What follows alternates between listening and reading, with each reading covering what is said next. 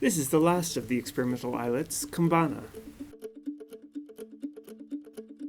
Kambana, again, is situated between Paros and Antiparos, north of Petalida, but south of the Bay of Nasa.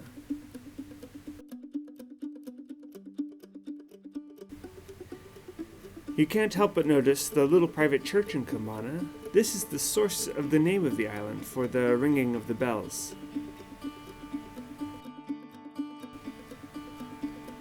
Now, Kambana has consistently had the most lizards on it. We caught over 200 this year. There are also quite a few birds' nests.